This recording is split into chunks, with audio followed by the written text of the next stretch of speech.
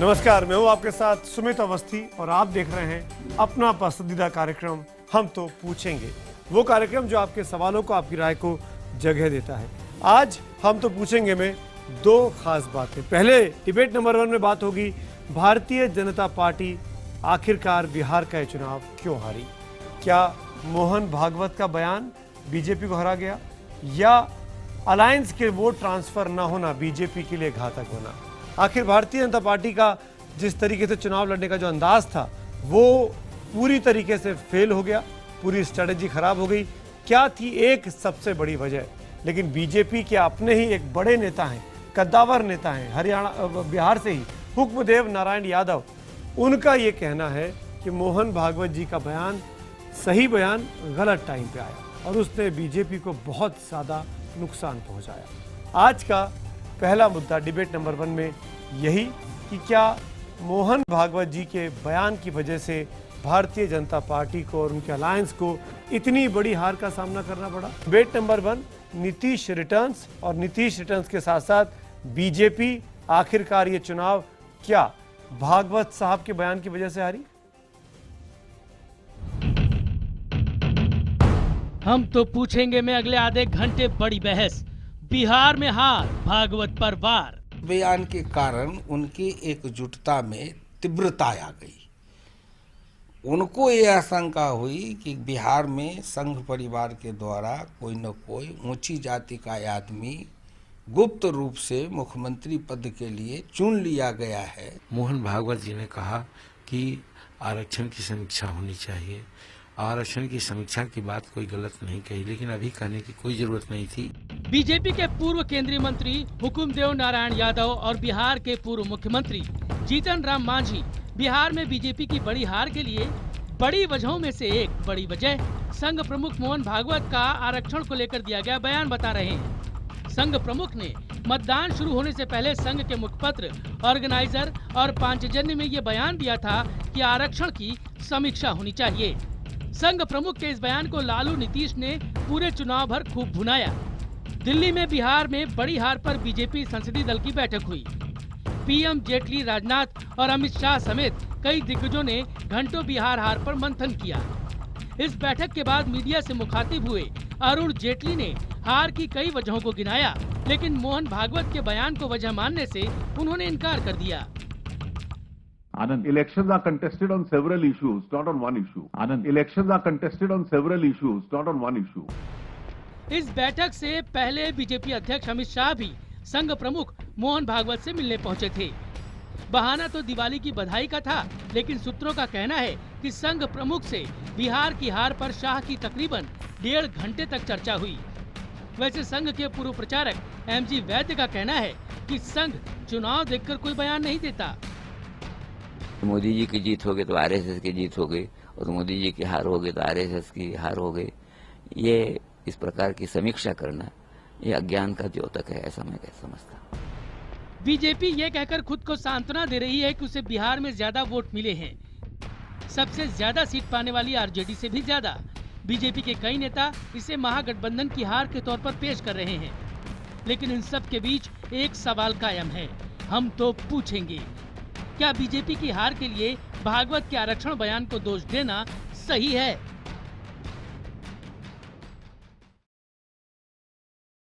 तो एक बार फिर जरा ध्यान से सुनिए, आखिरकार क्यों बीजेपी हारी। हमारा आज का सवाल है कि क्या बीजेपी की हार के लिए मोहन भागवत के आरक्षण बयान को दोष देना सही है।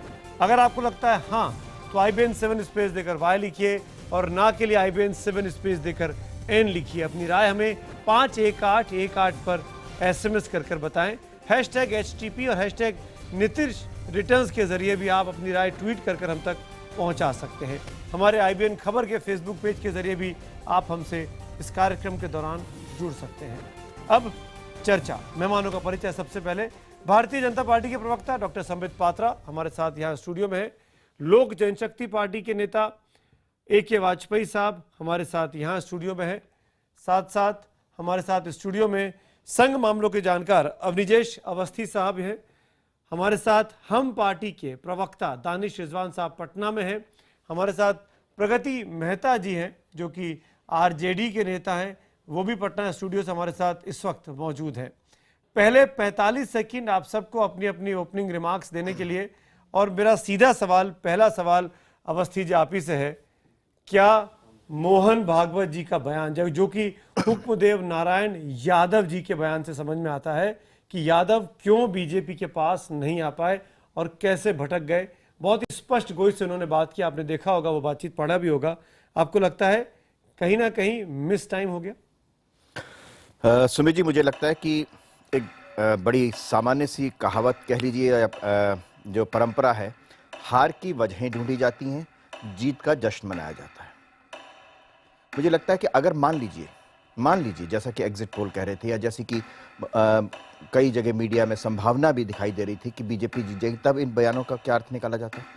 तब ये कारण नहीं बनते। मुझे लगता है कि पहली बात तो ये कि जो संघ है, आरएसएस है, वो चुनावी राजनीति के हिसाब से देश के बारे में नहीं सोचता। उसकी प्राथमिकता देश है, राष्ट्र के हित में क्या है, ऐसा वो सोचता है। यही मोहन भागवत जी हैं। मुझे हैरत होती है कि मीडिया ने वो बयान उनका क्यों नहीं दिखाया जो। अवनीश जी, मैं बीच में टोक रहा हूँ, 45 सेकंड हो गए इस प्रोग्राम, मैं लौटूंगा आपके पास। अपना वाक्य पूरा सिर्फ इतना वाक्य पूरा कर लूं कि इन्हीं मोहन भागवत जी ने, सरसंघ चालक जी ने 4 महीने पहले कहा था कि 100 वर्षों तक अगले और आरक्षण जारी रखने की आवश्यकता मुझे दिखाई देती है भारतीय समाज में। ठीक है, आपने बात पूरी की, दोबारा लौटूंगा डिबेट में आपके साथ। मैं ये बात वाजपेयी जी से पूछना चाहूंगा। वाजपेयी जी, क्या लगता है मिस टाइमिंग थी? क्योंकि आप इस देश को बदलना चाहते हैं, देश की भलाई के लिए सोचना चाहते हैं, जो कि अवनीश जी बोल रहे हैं, लेकिन मेरा सवाल बहुत सीधा सा है, इस देश को आप तभी बदल सकते हैं जब आप सत्ता में होंगे, जब आप सरकार में होंगे, जब आप अपने हिसाब से चीज़ों को करने का आपके पास संसद में नंबर होगा। उसके बगैर आप कैसे कर पाएंगे? वाजपेयी जी। नहीं, देखिए ऐसा है, जहाँ तक भागवत साहब के बयान का संबंध है, तो बयान से कोई इतना लंबा चौड़ा फर्क पड़ने वाला है नहीं, क्योंकि ये कि संविधान में दिया गया प्रावधान है जिसके तहत रिजर्वेशन मिलता है, उसको छेड़ने की बात तो उन्होंने की नहीं।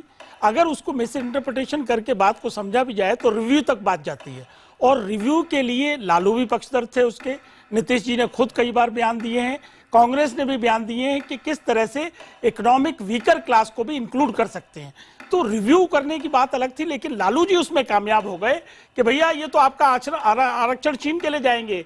उससे क्या हुआ कि उनका जो पिछड़ा वोट था, जो उनसे छितर गया था, वो थोड़ा आकर्षित हुआ, और उसके अलावा मुस्लिम जो मतदाता था वो उनकी तरफ पूरी तरीके से झुक गया, जिससे। 45 सेकंड, मैं लौटूंगा। ठीक है, संबित पात्रा, आप लोगों ने तो समीक्षा कर ली है, पार्टी पूरी बैठी थी, आज विचार विमर्श हुआ है और कहा है कि एक वजह नहीं है, सामूहिक हार है, कई सारी वजह है इस हार की, लेकिन उस टाइमिंग पर जो हुक्मदेव नारायण यादव बोलते हैं, आपकी पार्टी के यादव जाति के बिहार से आने वाले कद्दावर नेता, उनकी बात को तरजीह नहीं देनी चाहिए, सोचना नहीं चाहिए उस बारे में? देखिए, जब उसमें तथ्य नहीं है तो उस पर सोचना नहीं चाहिए, और हुक्मदेव जी ने जो बोला, सादर मैं उसका खंडन करता हूं कि ये उचित नहीं है। दूसरी बात है, आज देखिए चुनाव समाप्त हो चुका है और भारी वोटों के साथ आरजेडी और जेडीयू की जीत हुई है। ऐसे में जो आरजेडी के प्रवक्ता हैं, मैं उनसे पूछता हूं, दिल पे हाथ रख के आप खुद ही पूछ लीजिए अपने आप से, क्या किसी ने ये कहा कि आरक्षण हटा देना चाहिए?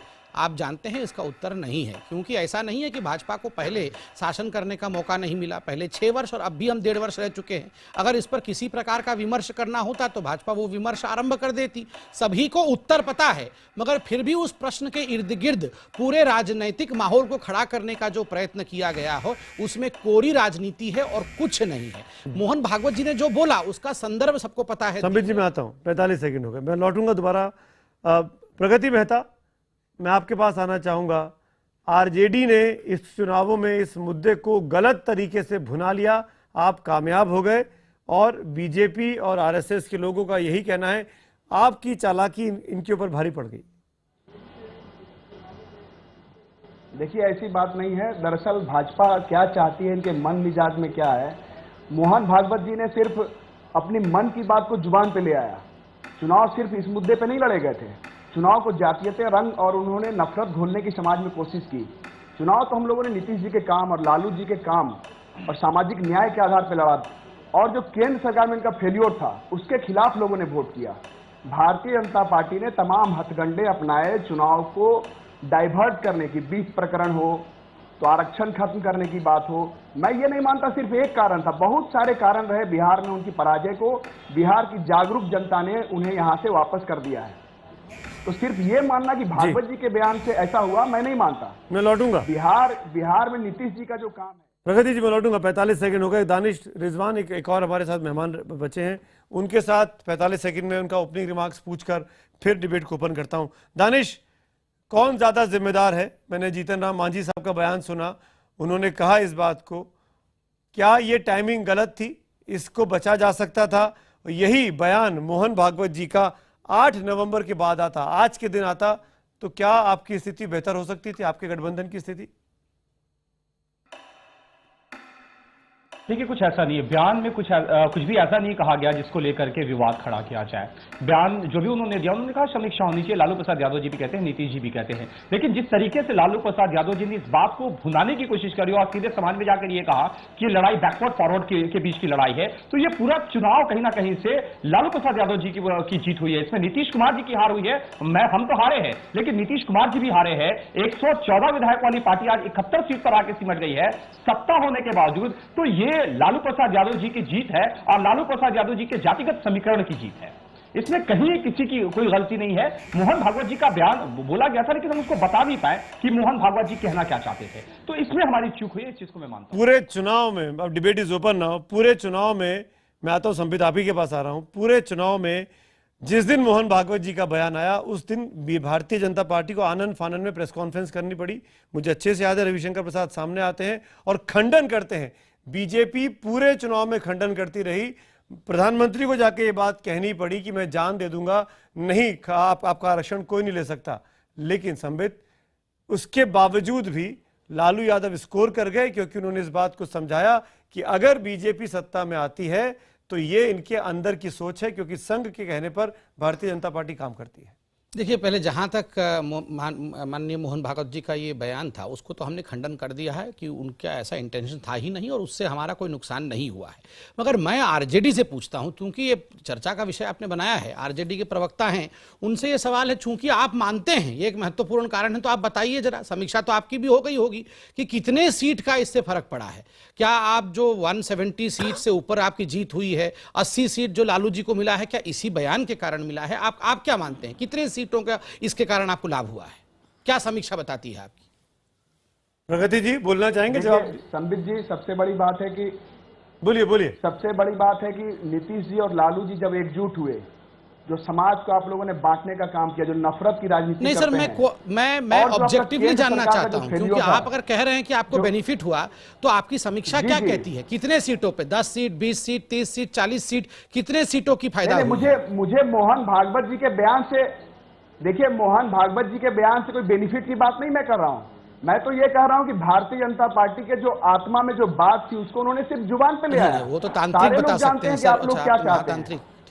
हम नहीं, तांत्रिक कैसे बता सकते हैं? आपने कहा मन में जो बात थी, मन की बात तो केवल महातांत्रिक बता सकते हैं, बाकी तो कोई बता भी नहीं सकता कि मन के अंदर क्या था जुबान में। नहीं, गोलवलकर जी के संविधान को आप मानने वाले लोग हैं। प्रगति जी, आपने गुरुजी की, गोलवलकर जी की कुछ किताब पढ़ी है? बंच ऑफ थॉट में कभी सुना आपने? 17 साल तक नीतीश जी लेके घूम रहे थे और आज आप बंच ऑफ थॉट की बात कर रहे हैं। एक करके बोलिए। मैं ये बात क्लियर कर दूं, दूसरे पक्ष से प्रगति जी हैं, प्रगति जी को मैं जितनी बार आप लोग बोलेंगे उतनी बार प्रगति जी से काउंटर लूंगा मैं। आप 4 लोग एक तरफ से हैं और ये बात समझिएगा कि प्रगति जी अकेले हैं। सुमित जी, प्रगति जी को पूरा मौका मिलेगा। अगर आप 4 लोग एक साथ बोलेंगे तो उतना 4 गुना टाइम में उनको दूंगा। सुमित जी, चुनाव खत्म हो चुके हैं सुमित जी, और इस समय ये बात इधर और उधर की नहीं है। बात यह है कि अगर 65 साल तक इस देश में अभी भी महादलित हैं, अति पिछड़े हैं, इसके लिए कोई जिम्मेदारी लेने को तैयार है कि नहीं है?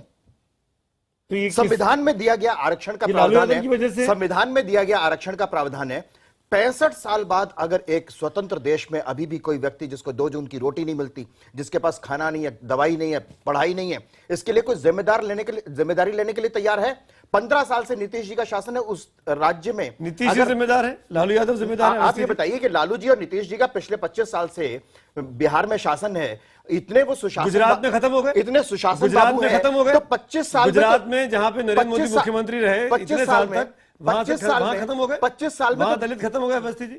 मैं इसलिए मैं कह रहा हूं, नहीं, कि सिर्फ मैं सिर्फ इसलिए कह रहा हूं, सुमित जी मैं ये नहीं कह रहा हूं, सुमित जी, हम तो ये कह ही नहीं रहे, हम तो ये कह ही नहीं रहे कि आरक्षण नहीं कह चाहिए। सकते हैं कि लालू नीतीश की वजह से हुआ है। नहीं, ये कहना ये चाह रहे मेरा हैं। कहने का मतलब ये है कि वो सुशासन बाबू 25 साल में उन्होंने अभी अति दलित क्यों, अति पिछड़े क्यों हैं? एक बात। दूसरी बात, निरंतर अलग अलग समुदायों द्वारा जो आरक्षण की मांग की जाती सुमित जी, है, उस बिहार के आरक्षण की चुनाव में मांग के भारतीय जनता पीछे पार्टी क्या ने मानसिकता हर हथकंडे है? अपनाए। क्या इसमें आरक्षण के प्रधानमंत्री ने पूरे अपनी जाति ब्रॉडर बताई है। स्थूलता उसको बहुत कुछ देखना, सोचना चाहिए। व्यापक मैं सोचना चाहूंगा चाहिए। आप ये भारतीय ये जनता सोचना पार्टी चाहिए को कि नहीं बोलें। सोचना चाहिए? वसुंधरा राजे ने क्या किया राजस्थान में? मैं इसका कहाँ उत्तर- ले गए? 67% पे चला देखिए, गया। मैं इसका उत्तर देता हूं। अब देखिए, अब चुनाव समाप्त हो चुका है, सब कुछ हो गया है, जीत भी गए हैं, इसलिए लड़ने की आवश्यकता नहीं है। इसको आप ऑब्जेक्टिवली देखिए।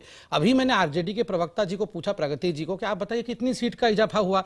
वो एक भी सीट का इसको क्रेडिट नहीं देंगे, मैं उनका उत्तर जानता हूं। वो ये भी नहीं बोलेंगे कि एक सीट का, वो बोलेंगे नहीं हमारे छवि के कारण, हमारे बढ़िया बढ़िया काम के कारण जीत हुई। अगर वो खुद ही बोल रहे हैं कि एक भी सीट का इजाफा इसके कारण से नहीं हुआ है, तो फिर ये डिबेटिंग विषय है ही क्यों? हम भी तो यही कह रहे हैं कि एक भी सीट का इजाफा इस बयान के कारण नहीं हुआ है, वो भी तो वही कह रहे हैं कि एक भी सीट का इजाफा इसके कारण नहीं हुआ है, तो डिबेट इज ओवर।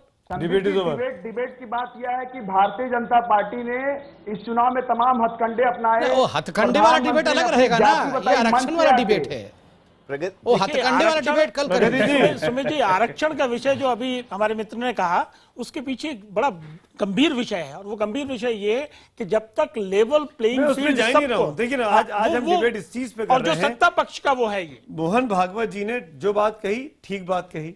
उनको समीक्षा की बात कर रहे थे और ये एनालिसिस की बात कर रहे थे कि 70 सालों में जिन लोगों तक वो मदद पहुंचनी चाहिए थी, वो पहुंच रही है कि नहीं पहुंच रही है। लेकिन सुमित जी पिछले पूरे चुनाव के दौरान ये बात कहीं आ नहीं पाई। मैं वही कह रहा हूँ, मैं वही कह रहा हूँ, आ नहीं पाई कहीं भी। मैं वही कह रहा हूँ कि ये समझाना किसका काम था, सुमित जी क्या ये बताना किसका काम था। और दूसरी बात ये कि अगर मोहन भागवत जी का ये बयान अक्टूबर के पहले हफ्ते में ना आकर नवंबर के दूसरे हफ्ते में आता, तो क्या देश में बिगड़ा जा रहा था? मैंने आपको सुमित जी कहा कि संघ जो है वो चुनावी राजनीति के हिसाब से देश की अपनी प्राथमिकताएं नहीं तय करता। फिर क्यों वो जाके अमित शाह से मिलते हैं? फिर अमित शाह वहां क्यों जाते हैं? फिर मोहन भागवत जी को राष्ट्रपति के पास क्यों जाना पड़ता है? नहीं, अगर आप राजनीतिक चीजों में, गतिविधियों में दिलचस्पी लेंगे, नहीं, मैंने कहा राजनीतिक और चुनावी गणित के हिसाब से अपनी प्राथमिकता तय नहीं करते। उनको भारतीय समाज में जो समरसता होनी चाहिए, उसके लिए संघ को क्या करना है, भारतीय समाज को क्या करना है, सोच वहां पर आकर के टिकती है। अभी क्या है, एक प्रदेश में चुनाव हुए, वहां पर एक पार्टी हारी, दूसरी पार्टी जीती। इससे क्या पूरा राजनीतिक या भारतीय समाज के बारे में जो समरसता का विमर्श होना चाहिए, क्या बदल जाना चाहिए? क्या बदल जाना चाहिए? क्या नहीं सोचना चाहिए? क्या क्योंकि एक बयान आया और उससे कुछ हार गए, तो क्या आरक्षण पर समीक्षा होनी चाहिए कि नहीं होनी चाहिए? ऐसा क्यों है? हम देश के पॉइंट ऑफ व्यू से क्यों नहीं सोचना चाहते? मुझे समझ में नहीं। एक सेकंड मैं बात और करूंगा। हमारा समूचा विमर्श इस बात पर, इस जाति ने इतने वोट, इस जाति ने, हम कब तक इस जाति, वर्ण, वर्ग, धर्म, संप्रदाय के आधार पर चुनावों का विश्लेषण करते रहेंगे? क्यों नहीं हम करते समग्रता में? भारतीय टिकट बांटिए ना, किसने मना किया? नहीं, जातियां देखिए, टिकट इसके लिए राजनीतिक पार्टियां दूरी पे काम करती हैं, और ये हमने नहीं कहा। तो इसके लिए कोई एक पार्टी जिम्मेदार नहीं है। मैं वही कह रहा हूँ, पूरा पॉलिटिकल सिस्टम जिम्मेदार है, और ये सबको जिम्मेदारी लेनी होगी। सुमित जी, मैं दानिश भाई, मैं ये जरूर कहना चाहूंगा, आज जो एनालिसिस हुआ, भारतीय जनता पार्टी ने औपचारिक तौर पर कहा कि उनका वोट ट्रांसफर इजीली हो गया, हम अपना वोट ट्रांसफर नहीं करा पाए। तो इसका मतलब आप भी कहीं ना कहीं जाति कॉम्बिनेशन को ध्यान में रख रहे थे, संबित पात्रा। देखिए, मैं इसमें उत्तर दे दूं। देखिए, माननीय मोहन भागवत जी ने जो कहा, आपने कहा कि वो अक्टूबर में नहीं आके नवंबर में अगर बयान आ, देखिए 25 सितंबर को दीनदयाल जी का बर्थडे है, तो उस तारीख को क्या बदल दिया जाता? उस तारीख पे एक इंटरव्यू होता है दीनदयाल जी के इंटीग्रल ह्यूमैनिज्म, जो अंत्योदय का कॉन्सेप्ट उनका है, एकात्म मानववाद, उस पे, और उस पे उनसे पूछा गया था कि आप बताइए किस प्रकार से आपको लगता है कि अच्छा हुआ, उनका ठीक टाइम पे आया? मुझे कोई नहीं, देखिए, तोड़ना मरोड़ना है, बोल रहा हूं। देखिए, अगर जिनको तोड़ना मरोड़ना है, वो तो ब्रह्म को भी तोड़ मरोड़ के गलत करके पेश किया जाएगा। आंख नहीं पाया। देखिए, जब लालू जी के पार्टी के लोग खुद ही कह रहे हैं कि हमको उससे एक सीट का बेनिफिट नहीं हुआ है, तो हम उनको बेनिफिट क्यों दे रहे हैं? नेताओं से बातचीत की, उसमें खुद बोलेंगे मीसा भारती। अभी पूछिए, प्रगति जी बैठे हैं। नहीं, सुमित जी, हम ये मानते हैं कि लालू जी ने ये कहा कि उनका एक बयान आया और हमने उसको पकड़ लिया और हमने उसको लेके दौड़ पड़े। लेकिन राजनीतिक दृष्टि से, चुनावों की दृष्टि से हो सकता है ये फायदेमंद रहा हो। क्या कोई भी व्यक्ति ये कह सकता है कि देश की पॉइंट ऑफ व्यू से ये लड़ाई, आरक्षण की लड़ाई क्या ठीक है? क्या ये एक बात। दूसरी बात ये कि हमें सचमुच ये सोचना चाहिए कि कब हम इससे अलग हो। दूसरी, अभी 38% वोट मिला है। कल तक जो लोग कहते थे कि 31% वोट मिला है जी नरेंद्र मोदी को, तो बाकी लोग तो उनके खिलाफ हैं। अभी लोग ये नहीं, आप परसेंटेज पे नहीं करेंगे, विमर्श नहीं करेंगे। तो ये राजनीतिक अवसरवादिता है। आपको कंसिस्टेंसी रखनी चाहिए अपने तर्कों में, अपनी सोच में, अपने दानिश आप बोल रहे थे। देखिए, जिस तरीके से प्रगति जी ने बताया कि डेवलपमेंट के नाम पे बिहार की जनता ने वोटिंग करी है, तो मैं पूरी तो सीधे तौर से नकार रहा हूं कि अगर डेवलपमेंट के नाम पर वोटिंग होती तो नीतीश जी 114 विधायक की पार्टी थी। दानिश इस कैसी बातें कर रहे हैं आप? गलत तर्क पर खेल रहे हैं। इस ट्रैप में मत पड़िए जीवीएल नरसिम्हा राव को। 115 सीटें विधायक पिछली बार थे, जब वो 101 पे चुनाव लड़ेंगे तो 115 कहां से जीत लेंगे वो? ये तो पहले ही तय हो गया था कि उनकी सीटें कम होने वाली है। ये पहले ही तय हो गया था कि उनके वोट परसेंटेज कम होने वाले हैं। नहीं दानिश, आज की तारीख में ये बात बोलना, ये खिसियानी बिल्ली खंबा नोचे जैसा हिसाब किताब है। वो नीतीश कुमार इतने एंटी इनकम्बेंसी का आपने हवा बनाया, वो चुनाव गठबंधन को समझ गए, धुना लिया, जीत के ले गए। नहीं, सुमित जी सुन ले 10 सेकंड में सुन ले मेरी बातों को। नीतीश जी का डेवलपमेंट जनता ने नहीं देखा, लालू प्रसाद यादव जी का जातिगत समीकरण देखा, नतीजा जातिवाद का 101 दोनों पार्टियां। मैं नहीं करूंगा तो ये कहते हैं आपके साथ के लोग। मैं इसका उत्तर नहीं, सवाल ये नहीं है। सवाल ये कि आज समूचा विमर्श जाति के आसपास घूम रहा है। दानिश जी जो बात कह रहे हैं, जी बोलिए प्रगति जी, बोलिए। ये महागठबंधन के साथ हम लोगों ने पूरी एकजुटता के साथ नीतीश जी को मुख्यमंत्री बता के चुनाव लड़ा था। इसको दलों में ना बांटा जाए। हम लोगों ने सभी जगह कहा कि महागठबंधन जिंदाबाद। और दानिश जी को यह बताना चाहिए कि उनके मुख्यमंत्री जी क्यों चुनाव हार जाते हैं, कितनी सीटें जीतते हैं, जीत कर आए हैं। अरे एक सीट क्यों हार गए? एक सीट हार गए लालू प्रसाद। नहीं प्रगति जी, ये जीत और हार की बात मत करिए। राबड़ी देवी जी हार गई थी, लालू यादव हार गए थे, इसलिए जीत और हार की बात तो आप मत कीजिए। राबड़ी देवी जी हार गई थी जी अपनी गृह चुनाव क्षेत्र, इसलिए आप जीत और हार की बात अब चुनाव के बाद। लेकिन एक बात बड़ी क्लियर है, आज भी ये स्थिति क्लियर है, डोंट टेक अदरवाइज। प्रगति जी ये बात मत करिए, अभी भी खुद हार गई थी, पूरी तरीके से क्लियरिटी पब्लिक को नहीं दे पा रही है। इतनी डिबेट के बाद आरएसएस का कोई प्रवक्ता इस बात को क्लियर तौर पे जनता के सामने पेश नहीं कर पाया। ये भी बड़ी गंभीर है। प्रगति जी, दानिश जी एक मिनट, इसको बड़े स्ट्रांगली कंडेम करना चाहिए। संबित देखिए, मैं लास्ट में इतना ही कहना चाहता हूं, चुनाव समाप्त हो गया है, एक बहुत बड़ी जीत दूसरों को मिली है।